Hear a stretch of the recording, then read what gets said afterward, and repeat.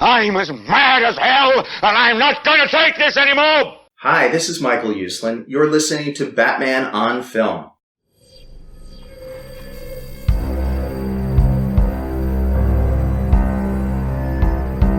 I'm vengeance. I have given a name to my pain.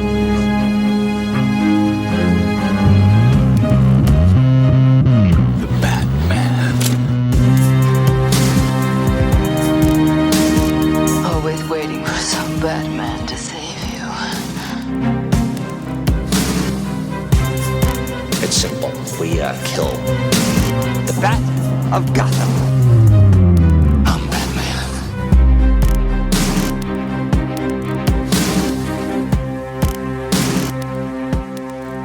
Welcome to the Social Hour, a Batman on Film podcast, batman-on-film.com. I am the founder of Batman on Film, Bill Ramey. This is episode number 171. Let's ride. We're going to ride right on into an animated version of Batman, because Batman Caped Crusader dropped today, early this morning. What was it, boys? 6 hours Javi and ago. Pete with me. Yeah, it was what? Was it 12 midnight? It was Pacific? midnight Pacific. That's what it was. Okay. Midnight Pacific. So 2:00 a.m. my time. And then over in Jersey land, it was 3 a.m. So I've watched, we're going to talk about the first episode. I'll get to more about that in a second and give you our overall take on the series based on it, because I'm 5 episodes in, y'all. I got 5 to go, and I'm gonna write my review, so I should have it done today. I think I'm gonna get all 5, the last 5 in today. Coach Javi, is fired up. yeah, I am. I mean, hell, I'm retired. What the hell else am I gonna do? So, He hasn't been this happy since the announcement of Reeves getting the job. yeah. So, Javi, you said you've seen one. You've 1.5. One and a half. So It's you're like Pringles. It's like once you start, you can't stop. Yeah. But it was 2:45 in the morning. I'm like, I need to go to bed just in case. Yeah. Make sure I could get up to do the show. And Pete, you've got 4 down, right? Yeah, I'm 4 deep, and I'm I'm really impressed. All right, well, let's get on with it. Episode 1, season 1, episode 1, in treacherous waters. The Penguin, right off the bat, Pete. Oswald Cobblepot. Oswaldo, she's a appearance. dish. She's a dish. You know what? I get why they went with this characterization after watching Well, this I'm just episode. gonna laugh because Kowalski was trolling me for a good part of 2 days, and he's just he's the type of guy who always was like, "What's the story? It's the story." Like he always when he comes to his defense of his shared universe. But if you want to talk about fitting the story, I mean, what they did with Penguin here was pretty remarkable. Yeah, I thought it was. They're very Go ahead. faithful, but they still transformed the character into something totally different. Oswalda's she's her own animal. She's ruthless. She's as ruthless as any penguin I've ever seen. I think you guys can admit that. Yes. Yeah. So she's not to be trifled with. And kind of based on where the animated series wants to take place and what people think of women, she uses that to her advantage. Like, she's not stupid at all. She's probably the smartest person in the room. Yeah. And it's pretty remarkable to see her kind of outsmart everybody except the Batman till the end. And I will say this episode has a little bit of that 66 flair that just sort of works the right way, in terms of Penguin. And I was pleasantly surprised by that. You could see, really, right off the bat, I'm sitting here, I'm like, this is a really good blend of B-Taz and Brave and the Bold. Like, I see Bruce Timm, but then right there I see James Tucker. Like, it's so effortless how they're able to balance that out between their two styles. And it's just wow, yeah, everything's just really amazing. There's the Iceberg Lounge is incredible, being it's essentially a floating. I don't know if it's a casino or like I'm still trying to figure out exactly what it is. Is it a show hall? Is it what exactly is the Iceberg Lounge? When we see it, is it part battleship? Like it's just pretty insane, and I love it. It's great. I totally got. Well, I'll throw out a spoiler warning. I'm not planning on getting into, if you haven't seen episode 1 yet, to completely ruin the whole plot, but I'll throw it out. Yeah, the Iceberg Lounge is a ship. It's kind of like it's big the yacht. Batman movie. Yeah. It's very reminiscent of like the Penguin sub from the Adam West movie. Yeah. Like it's got the whole motif. It has a top hat on top of it's an umbrella. An umbrella. Umbrella. Which is something else, but I mean, literally it's anyway, you'll see it when you watch it. But when they do when they go to the Iceberg Lounge, which seems to be it's for, in this case, it was for a police benefit. And it seems to be a place where a lot of Gotham's elite, upper society frequent. I'm quite sure there's probably casinos on it, and it's a social club maybe, or version of the Elks. Yeah. And she does a performance at the beginning of the opening scene there in the Iceberg Lounge, and that's when I said I get it. I get why they made her female, and then the whole thing with with her 2 sons who are two doofuses basically. I just got it, and there was like a Mae West vibe to her performance. It was some of her interaction. Minnie Driver, right? Yeah, with the crowd. I kind of went it. Yeah, I was like, yeah, this is like 1930s Mae West type, production. But that's all, part of the facade, because she is one ruthless, I'd say SOB, but a DOB, daughter of a, of a B. Yeah. And she, Minnie Driver, when she said she's properly evil, she was correct in that assessment of the Penguin. Javi? There's a great scene that I love to see where it's like Penguin is talking with Thorne. Mm-hmm. Oh, yeah, it was great to see him back. It's that double entendre. Like there's the multiple layers. There's the civilized layer, and there's the face they're projecting to the room. For those who don't know, but there's the subtext, bitty pieces. Yeah, what they're talking about underneath. And I mean, just from the second she popped up, like it was like, oh, this is why it's Oswalda, and it's a fresh take, obviously, but it also just fits in seamlessly with who the Penguin is. And like in one episode, she's already like one of my favorite iterations of the character, like in just one episode. Yeah, I can agree with that totally. I mean, such a presence in the show. I got it. Soon as I saw her and the whole dynamic of her with Thorne and other people, and especially during that musical performance and her one-liners and her interaction with the crowd, I was like, I get this. I get it. It wasn't just to do it, it was to do something different. I'm quite sure they wanted to do something different, but it's something different that makes totally sense and fits this it's Batman still very world. Penguin. Yeah. It's still very, very Penguin. So in this episode, we see the Penguin, of course. We see Batman, Bruce Wayne.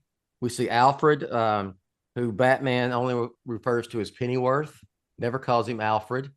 We can talk about that in a second. We meet Barbara Gordon, who is she public defender? Seems like. Yeah, I'd say so, Yeah. right? Yeah. Yeah, I believe so. We see Commissioner Gordon, Denton Flass, or Harvey Dent is the DA, and he's properly an asshole. I will say. Yeah, this is an interesting take on Dent. To riff off of Minnie Driver's assessment of the Penguin, yeah, he's properly an asshole, and I'm looking forward to seeing more of him throughout. He lived long enough to become the villain, because he's, for being a former Batman for the Brave and the Bold, like, you can't tell that. I mean, you know that it's him, and you can hear a little bit of Diedrich Bader, but it's so far away from what he did as Batman on Brave and the Bold that, like, unless you know, like, most people probably aren't going to tell that it's the same voice actor. Yeah. I wouldn't be able to if I didn't know. He is, I would say, Dent, he is the district attorney. He's running for mayor. So he is, he is prosecuting people, but he's also prosecuting people just because for publicity and to make him look good, not really for a sense he has of his justice. own agenda. Yeah. And so that's different than, the Harvey. Usually Harvey is the white knight, a crusader of justice and a good guy, friends with Bruce Wayne, partners with Batman. So yeah, it's a different take. Because it's, I just like what they're doing, to where it's Harvey Dent, he's district attorney, he's in the courtroom, but it's a different. He's got the coin. Yeah. They're already laying that groundwork that he's got the two-headed coin, and it's not scarred on either side yet. Yeah. He's just he's probably lost himself in ambition and political ambition and social ambition along the way of during his run as probably at one time assistant. Do you think he has a political podcast? I know, but he has one on Local Dining. Okay, that makes sense. Yeah, Local Dining in Gotham. That's his side gig. Is he's his side hustle. He's a foodie. Grab a bat bite. That's what he's it's called. Foodie. Grab a bat bite. We get Flass and Bullock, and of course we mentioned Rupert Thorne. Is some of the names I jotted down while watching that we meet, who are part of Batman Caped Crusader world. As I went 4 episodes deep, the characters who kind of stole the show for me were Flass and Bullock. Yeah, like I love how just they're typical Gotham cops. It's really great. I'm really enjoying their shadiness. They are, yeah. Would you say that they're what? They are, they're not good guys. No, they're definitely on the take. but it doesn't seem like they are totally bad guys either. They just are reaping. No, backup's coming in about 2 hours. Yeah. Yeah. So I really enjoyed Flass and Bullock. They're fun little shysters. Yeah. Any thoughts on any of these other characters? So we can get to Batman here in a second, other than Batman. Outside of the animated year one, at this moment, like, I can't think of any other time Flass has appeared in an animated show. Can you? I don't think so. No, Batman Begins, that was live action. Yeah. So like that's kind of a first and kind of cool to see. And it emphasizes, and they do a really good job in the first episode of emphasizing just how corrupt the GCPD is. Mm-hmm. And you see Gordon and his daughter, who are very much on the side of right and virtue, but like the main impression they give off is that everyone is bent in some fashion. And that's, it helps establish why you need a Batman. And it just adds to that film noir level or layer. And they did a really good job of world building in such a short time. Batman. Oh, go ahead, Peter. No, go ahead. No, to be honest, I kind of get like Dick Tracy vibes from this kind of that show. It's just I like that gangster in the overcoat with the fedora. Like I think of that type of era of comic books and characters, and just, you know, the plots are like slightly wacky. You know, there's a giant ship with an umbrella on top, and then but it's kind of rooted in realness. You know, it's weird. You know, it's that cool little balance. Yeah, they're walking that line of not falling into parody, but having a little bit out there and extreme, and but still feeling really grounded, having that Matt Reeves vibe, you know. I never, I never interpreted any camp or very much over the top type stuff in it. So, but I mean, yeah, I mean, they lay in then to, with the Penguin, they lay in more of the you know, the Penguin motif of, you know, the big umbrella and you know, all that type of stuff that, you know, you wouldn't see in like the Batman live action with the Penguin, you know. But and I think that's primarily where, at least in that first episode, where that vibe is coming from is from the Penguin. And again, though, that goes back to just Matt Reeves. Like, we know he was a fan of the Adam West show. So it's like it's his take on it. It's his spin on it, you know, but paying tribute, but then doing his own thing. What did you think about the Penguin's two boys? I didn't see that coming. Yeah. Yeah, we'll leave that to at you all. to watch. Like, at all. Yeah. Yeah. You know, even like, you know, honestly, when Bruce makes his like entrance and he's like, "Oh, this is my mom's party." You know, I'm like, "Oh, okay. All right. Oswaldo has kids." The plot thickens, and then to find out, you know, kind of how they use their kids to define her, you know, is something else, because one does one thing, the other does another, and then it's just chaos. And you're like, whoa, okay. They're both like, you know, they were both like two Fredos from The Godfather, you know? Yeah. There was no Michael, there's no Sonny. She has two Fredos, essentially. Yeah. And that's such a good way of putting it. And when we meet the first one and he's kind of hitting on Barbara, there's a part of me that wondered, like, oh, okay, like, is that gonna be like a character arc for him to like become the Penguin we know? Like maybe that was his mom was Oswalda, and then maybe this is like Oswald, but his name is Ronnie. but no, then you find out his name is Ronnie. I'm like, well, no, we're not. And just the way he behaves in the episode, like, no, this guy can never be the Penguin. So no, there is no Oswald coming. She is Oswald. Yeah. That is the Oswald. That's I would have been disappointed if they had done that. That would be too much of a you're selling out on that, to me. Well, I mean, that's J.J. Abrams, though. Like, he loves doing those bait and switches. If you look at like his Star Trek or his Star Wars, or he like Lost. I mean, they're always about like a twist, and like, you didn't see that coming. Well, it's like, well, because it didn't make any sense. Yeah, so that's why. But you know, it's his like Spider-Man comic with his son. It's like, nah. Hey y'all, it's Bill Ramey, founder of Batman on Film. Let's take a quick pause in this podcast for these words from our sponsor.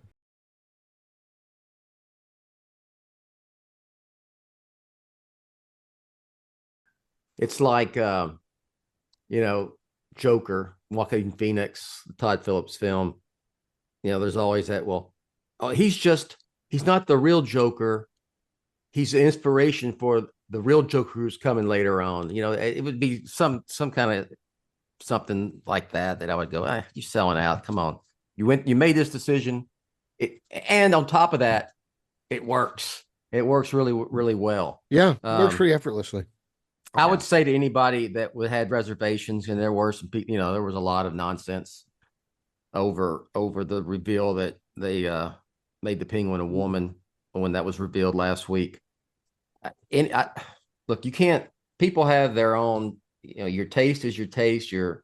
What you like is what you like. But I would say that to anyone who watches this and still saying, still complaining that they did it just to do it, and it could have been a man just as well, the traditional penguin. I think you're just, I would say that you're just hating on it to hate on it, to use that vernacular. So anyway, all right, let's talk about the main man here, Batman.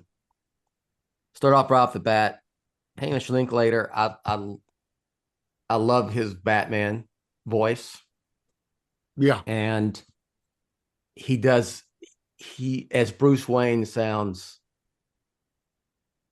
very different, very different. And they talked about when he was doing his audition that they had a lot of people who could do Batman, but the hard part was Bruce Wayne, and he was like the only one who tested that really nailed it. And I get what they were going for. I get what they meant after watching this. What did y'all guys think? I like his Bruce Wayne. Yeah. I mean, this is what critics of like the Batman who don't like, Pattinson because he's Batman for 90% of that movie and doesn't have the traditional Playboy persona. Like, this is that Playboy persona, like in full effect. Just like the way he like talks to women and is kind of hitting on them. Like, there's a great scene where he had to do a quick getaway and then pops up and Barbara Gordon's there and he throws a line out and it doesn't work on her. And then two other women show up and he just tries it again. Yeah. And the way that he interacts with Dent, it's very, very much like we saw in BTAS where they were friends socially. And I don't know. I really liked his Bruce Wayne. Maybe Wayne matches his douchiness, Dent's, when they're together. So it creates an interesting dynamic that we haven't seen before, You would get like that he probably doesn't like Dent, whereas no, you can tell it's not who he is because you can see the real Bruce Wayne when he's with Alfred. Yeah. This is clearly the facade, the persona, the out and about Bruce Wayne. It's light, it's bubbly, it's like Javi says, there's humor in it, it's stupid. He doesn't necessarily treat people with respect. Because he wants. I don't think he wants people to have any suspicion of his extracurricular activities. He is very much like Pattinson in the Batman, that depiction. He's very much Batman the whole time, but he has got to the point where he has developed this public Bruce Wayne. So we're at the phase where we're seeing it, even though he's early in his career here still, but he has developed that public Bruce Wayne. And this one is he's right there with Dent, being a douche and kind of an asshole, spilling his drink on himself. Oh yeah, and what was it? The line hold my liquor. You're referring to is when he showed up, after being in the it's not a party till someone falls into the ocean or falls off the ship or whatever it was. So, and Barbara's like rolls, eye roll, and it's but I just like his interactions with Alfred, who he just calls Pennyworth. It's Batman. It's very short and Batman. You don't ever see him. He doesn't have the cowl off in the Batcave. He's Batman fully, And you guys have seen more than I have. Like, what are your impressions? Where does he rank for you right now as like a Batman voice actor? He's very high for me already. Yeah. Already surpassing Jensen Ackles, who I can't stand as Batman. Like, to me, crazy. He fit really good as Batman for me, but I think his Bruce Wayne is even stronger, at least for me at this point. It's because the way he can change his voice. Yeah. Even Conroy's voice almost sounded very similar to his Batman voice. I feel like these are two as he went voices. on. Yeah. Once you get to Batman Beyond, like Conroy's definition of Bruce and Batman kind of fell by the wayside because he didn't really need Bruce Wayne for Justice League. And Batman Beyond, he was, he had the old gravelly thing. So well the Playboy side faded away, but he's almost there for me as Batman. Like, he's really good, but because it's so much of that Bruce Timm influence on the visual, that it's hard not to think of Conroy for me, versus like his Bruce Wayne doesn't look like the BTAS Bruce Wayne. I mean, it looks like Bruce Wayne, but it's not as one for one. So it's easier for me to accept him as Bruce Wayne and not think about it, if that makes sense. The only time I ever thought about BTAS, Batman, though.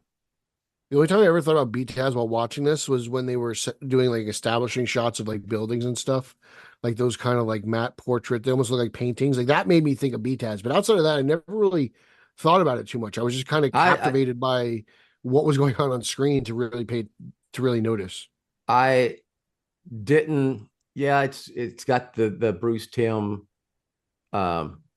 design. I mean, look, you got him involved. He has his own style, and with any artist, whether it be comic books or whatever, you get that. But it never felt like Batman the Animated Series to me. It feels like its own thing. It's got a different tone. It's more mature. I mean, you definitely get what Bruce Timm meant when he said this is allowing us to do things we wanted to do that we were never able to do with Batman the Animated Series. And it's it's TV 14. Is that the rating on it? And I think so. Yeah. It's not invincible, at least from what I've seen. It's not like invincible levels of gratuitous violence. Like, I haven't seen any like, major bleeding or any of the crazy stuff that show does. No. I thought the animation was very smooth. It's very Justice League. That's what it the fight scenes. The fight scenes were really. I thought the fight scenes were very not stiff. You know what I mean? Not slow. They felt like fight scenes. So a lot of times that's limited with animation. They come all stiff and kind of slow moving. I thought I thought the animation was great. No, this is really like, in terms of like quality with action and story, this feels like it falls in line with like a DC animated original movie. Yeah. Like, I feel like if this was like an hour and a half movie, that's kind of what it felt like, to be honest with you. I felt I was just watching them one after another. I went through 4 of them, so it was just they're easy. You finish one and you just kind of can't wait to find out what happens with the next. It's the Pringles reference is pretty accurate. Did you all get any commercials? Well, yes, yeah. I got a call. I got at least one an episode. No, did you get any like moments where they felt like they were doing? There was a bit of a nod to some, Batman and other media. Yeah, I thought all the car references were Batman Forever and or Schumacher references.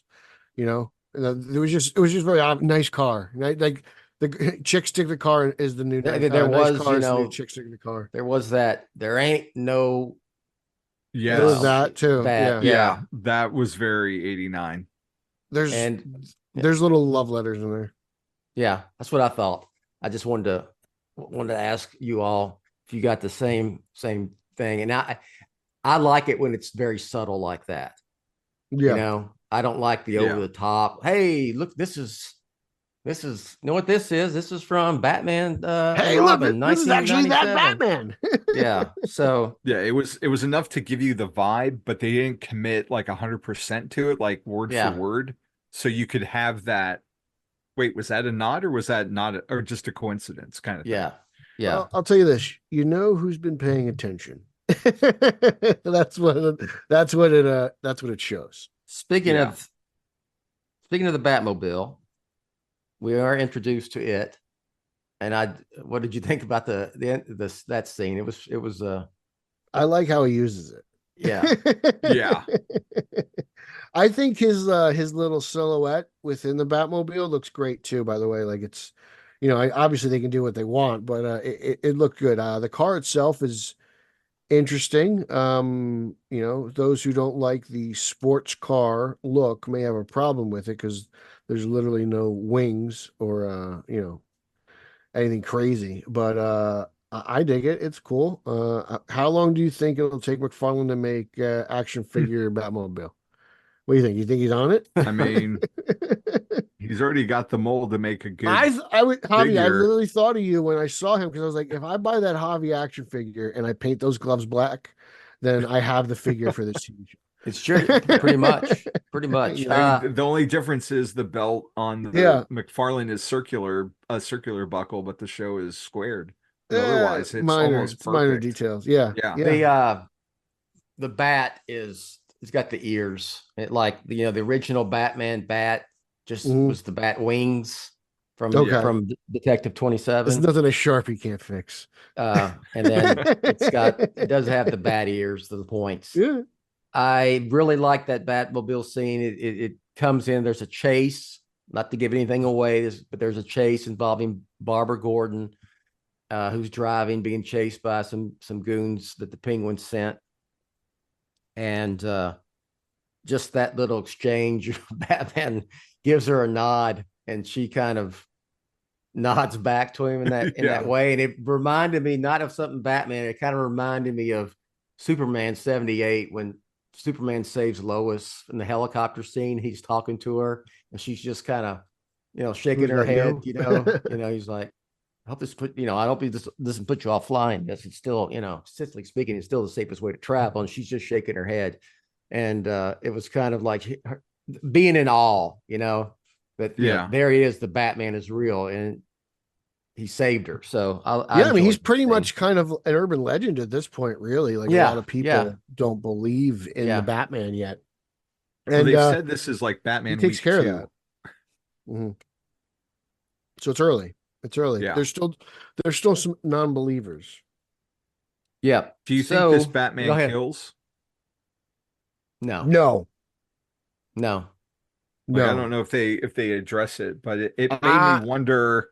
It made me wonder in the first episode if that was going to be something they, talk about in some I'm fashion. 4 deep, and I feel like they go out of his way to prove that he doesn't.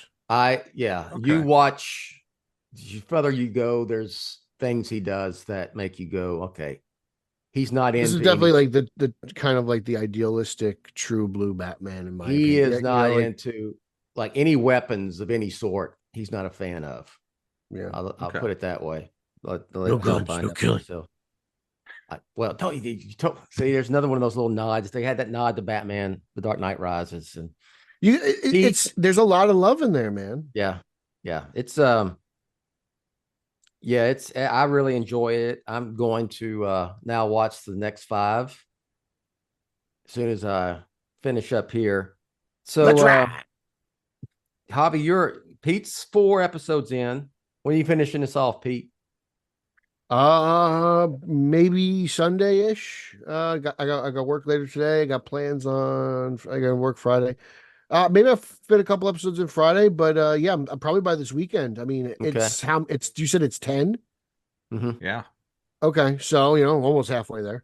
But it's like just I'm looking forward to it. It's the problem with it is it's so easy to watch where it's already almost gone. Like it's like, oh man, like it's half over. Like I kind of want to. Yeah, I know.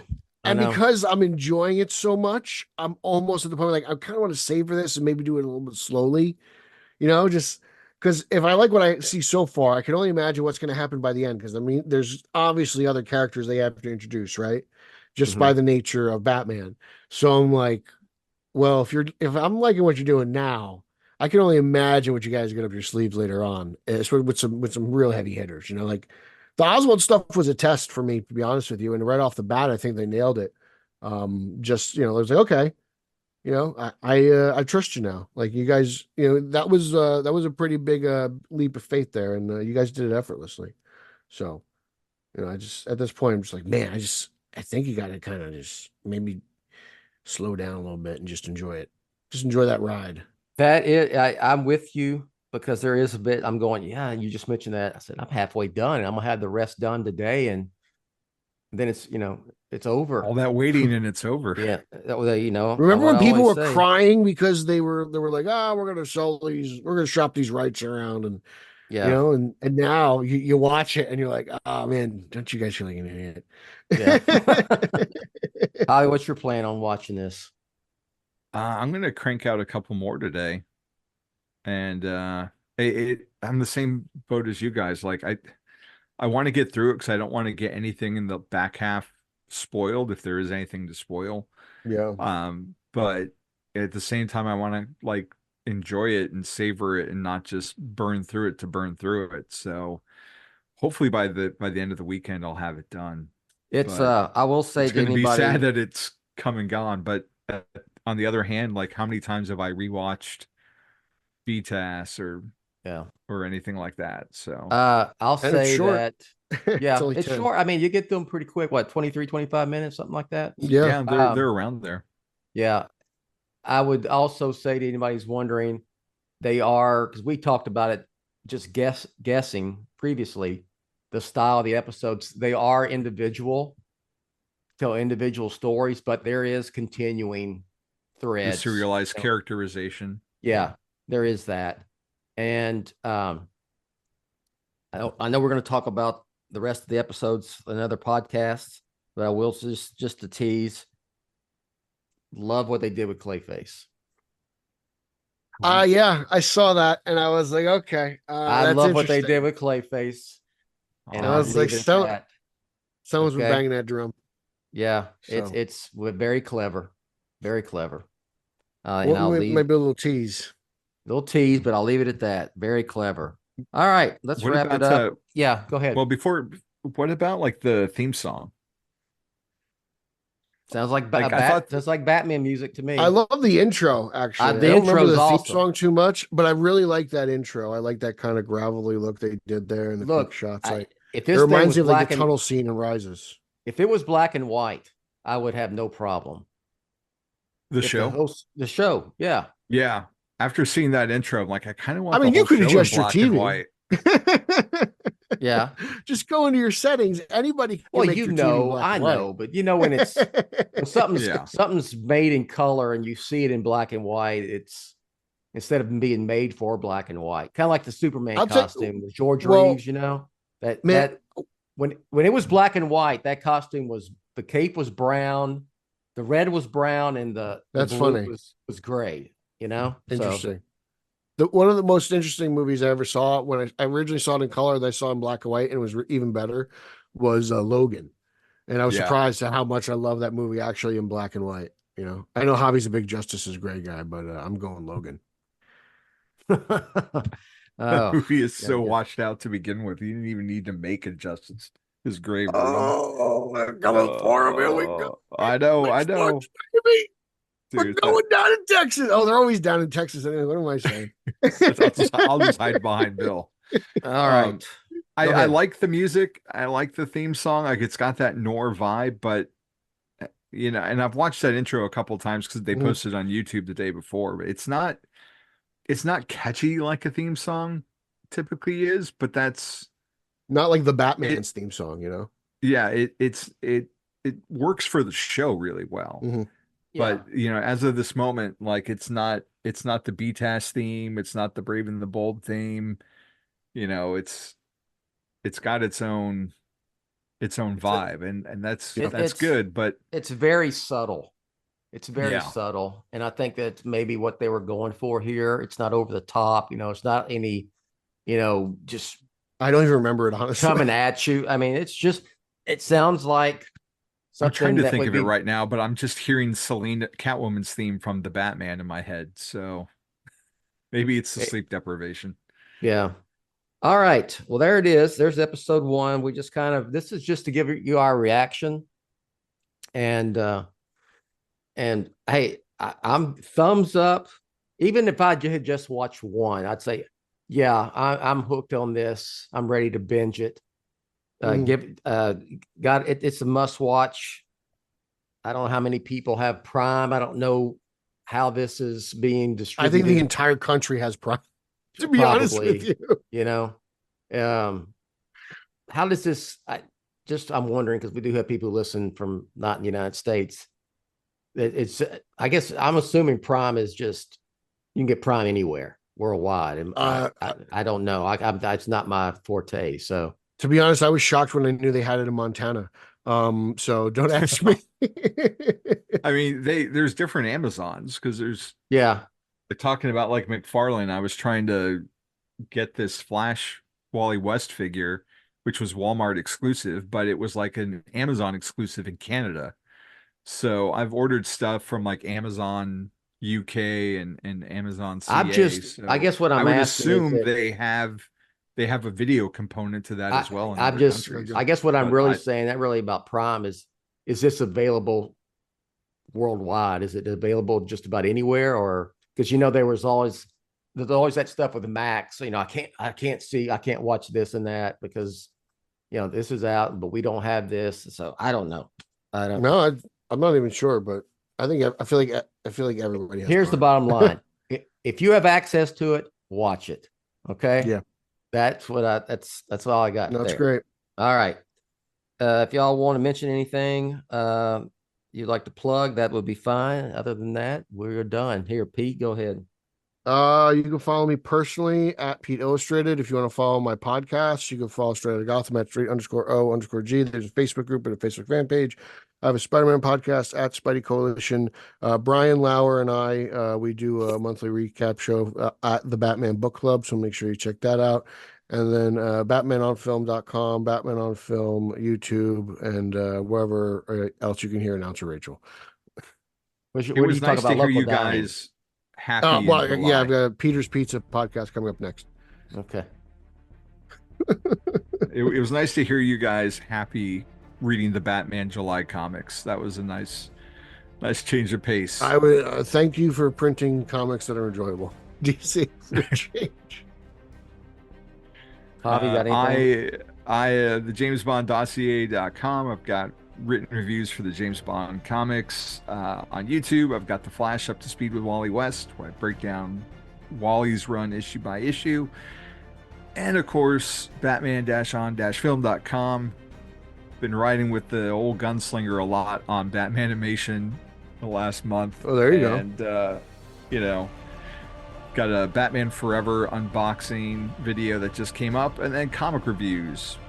Batman the Brave and the Bold, Catwoman, Batman and Robin, and some exciting titles coming up in the next few months that we're going to be reviewing for the site. So it's a good time to be a Batman fan.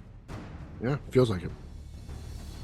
Batman-on-film.com. That's all I got. Check it out. Announcer Rachel will finish up here. We'll catch you next time. You have been listening to the BOF Social Hour, Jett's official podcast on Batman on Film. Follow BOF on Threads at The Batman on Film. Follow BOF on X, formerly known as Twitter, at Batman on Film. To help keep BOF up and running, go to patreon.com/BatmanOnFilm, or you can buy BOF a beer at buymeacoffee.com/TheRealBatmanOnFilm. For Jett and everyone at BOF, I'm Announcer Rachel. Authoritative, definitive, the original, Batman on Film, founded in 1998. Say goodbye, Graceland.